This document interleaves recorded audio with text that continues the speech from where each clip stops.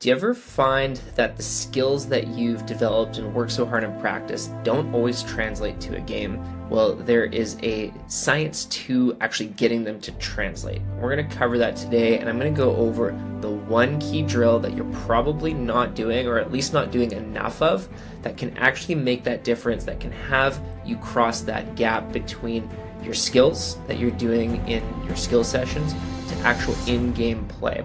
So let's get into it. First, let's start with understanding the different styles of learning, the different ways that you can actually learn and practice, because not all practice is created equal. Now, that doesn't mean that there's something good and bad about practice. What it does mean is that different ways of practicing gets you different results. So we have what's called closed and open learning. Now, closed practice conditions, what they do is they lead to mechanical proficiency. So we all know the people that are great practice players. They look good in practice, but maybe they don't necessarily look good in games. And then we have open practice conditions. And what this does is this sharpens your perception action coupling, which is a fancy scientific way of saying that you learn how to read situations and adapt your body to make the best use of those situations. And the key thing to understand is that you don't want to do just one or the other, but if you can balance both in your player development, that's how you can actually take those skills and have them translate to game situations. You see, like McDavid didn't just develop by just skating around his cones and his obstacles.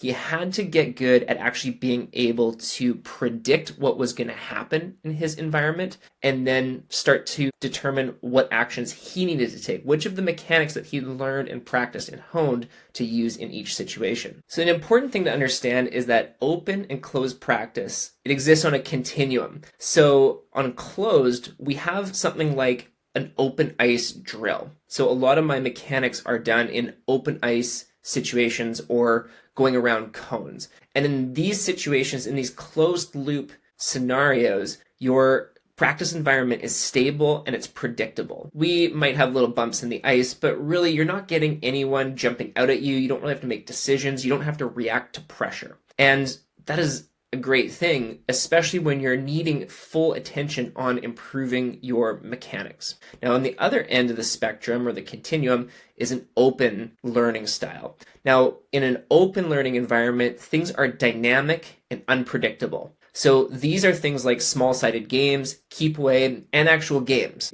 Some people just say, oh, just play games to get better. And that's fine, but that is a completely open environment where you have to deal with defensive pressure and all sorts of unpredictability, particularly what is your opponent, what is your defender going to do. So on one end of the spectrum, like I said, we have open ice mechanics and cone drills.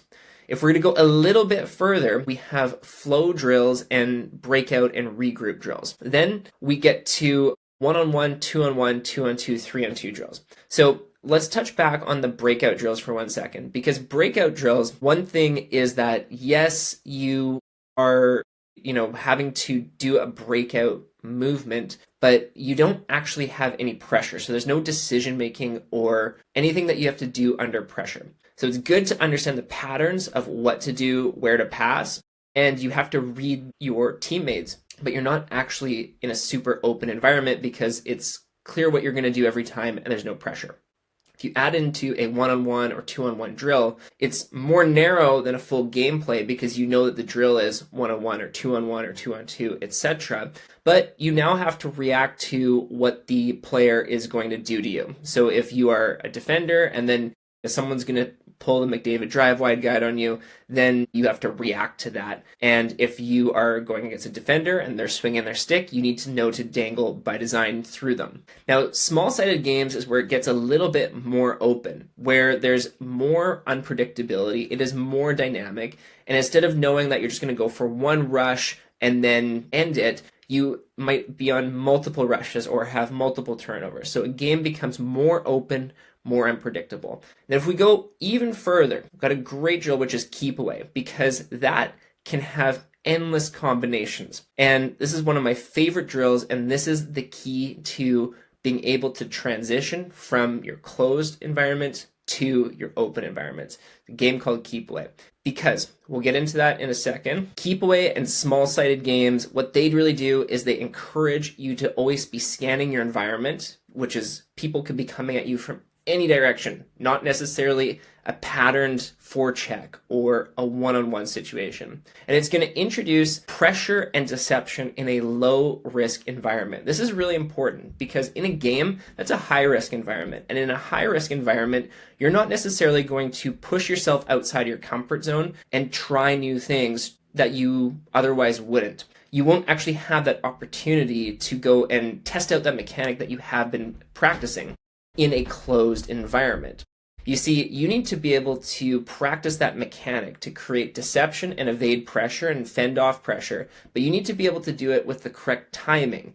And again, we go back to perception, action, coupling. So knowing that if someone swings their stick at you, what is the correct timing and spacing to move that puck out of that way or through the stick or through their legs or away from them? And so without that ability to actually go and practice that again and again and again, you're not going to get better. And one way to be able to practice that is in a low risk environment so that you're not costing your team the game if you have the puck on your stick and the game on the line. So setting up this training environment, and this is very easy to do just like with your friends, a sibling, a neighbor. And if you happen to be a coach, it's something that you can use with your team to actually help them massively improve their puck protection, their decision making, all those things. Then that is a great tool for taking your mechanics and beginning to apply them in a game in a way that players feel psychologically safe to actually do that. And what's even better about Keepaway is that it's adaptable based on your needs. So if you're a coach and you're identifying that players need to do a better job making stick-to-stick passes instead of just ripping it off the board, then you can adapt and you can adjust the rules of the game in order to make that happen. Now, I have a list of the different rules that I have for Keepaway to help to make those adaptations so that players can translate their mechanics to a game. And so they're not freezing up anymore. They're actually able to practice and get better and do so continually. And I've included that in a video that I've recorded for the Train 2.0 Plus members. Now, if you would like to access that video, you're going to want to click the link to sign up for our free training. Our Train 2.0 Plus membership is for players that want to get better and want to do so with a science-based approach. And they want to do it in a way that is rooted in the technological advancements found in video feedback, but also sticks and skates and a lot of different sports science stuff that is coming out recently. So if you want to get access to all of that, how to improve your mechanics, how to improve how they translate to a game, I invite you to join the Train 2.0 Plus membership. So click the link and access the free training.